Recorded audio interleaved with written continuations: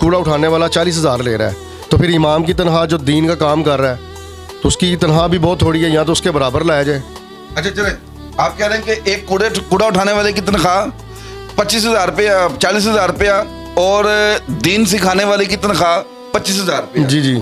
तो इससे पहले कभी किसी ने सोचा ही नहीं, ये किसी ने नहीं सोचा। जो तो फिर अच्छा क्रेडिट तो देना चाहिए ना। नहीं, हम कह रहे हैं कि क्रेडिट दे रहे हैं, लेकिन हम कह रहे हैं कि चलो उसके बराबर लाया जाए, ताकि जो सहूलियात जो आजकल के महंगाई के दौर में एक आम इमाम मस्जिद की भी वही रिक्वायरमेंट्स हैं जो उस दूसरे बंदे की हैं। तो हम चाहते हैं कि अच्छा इक़दाम है, इसको अप्रिशिएट करना चाहिए। लेकिन एक चीज़ हो रहा है कि मस्जिदों में टीवी तो होते नहीं है वैसे, तो वो बिल की जो है ना उसकी टीवी की फ़ीस माफ़ कर दीजिए, वो बेहतर है। अच्छा हाँ वो बिजली के बिलों में अपना टेलीविज़न की फ़ीस आती है, वो तो कम से कम माफ़ की जाए। मौलवी साहब ने उतने कमरे जी रखे हैं अंदर, सर अल्लाह देख रहे हैं। अल्लाह ही बेहतर जाने। अब टीवी की ज़रूरत नहीं है मेरे ख्याल से, जब से ये आपके पास एंड्रॉयड मोबाइल आ चुके हैं, नेट आपके पास, आपको मेरे ख्याल से टीवी की ज़रूरत नहीं है, आपको सब कुछ तो मोबाइल में मिल रहा है। आज तक वो फर्दर टैक्स की भी समझ नहीं आई कि ये फर्दर टैक्स जो इमरान खान साहब की हुकूमत में लगा था, ये फर्दर टैक्स आज तक समझ नहीं आया कि ये है क्या। चलो यहाँ पर बात हो रही है कि मस्जिद इमाम की सैलरी की, ये कह रहे हैं कि 25,000 कूड़ा उठाने वाले की, 40,000 रुपये अपना कूड़ा उठाने वाले की, और 25,000 रुपया मस्जिद इमाम की।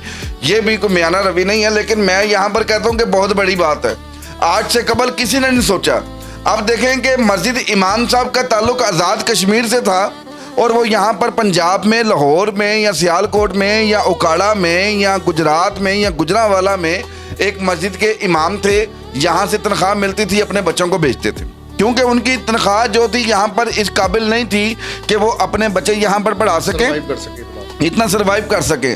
चलें, ये हेल्पिंग है। अब 25,000 रुपया गवर्नमेंट दे रही है, पंजाब गवर्नमेंट दे रही है, और अभी तक ये सिर्फ पंजाब गवर्नमेंट का इनिशिएटिव है।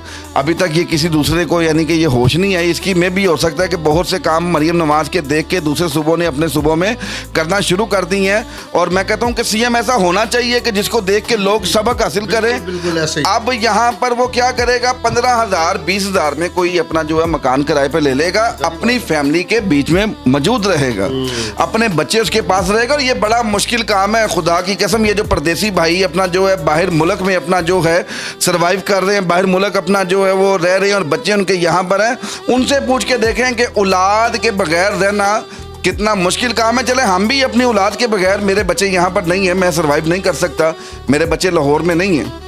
अब मुझसे पूछ कर देखें कि मेरे लिए कितना मुश्किल है यहाँ पर एक महीना लाहौर में काम करना, सर्वे करना, फिर उसके बाद बच्चों के पास जाना। जब बच्ची फ़ोन करती है ना, पापा जान निकाल। बिल्कुल सही बात। अच्छा।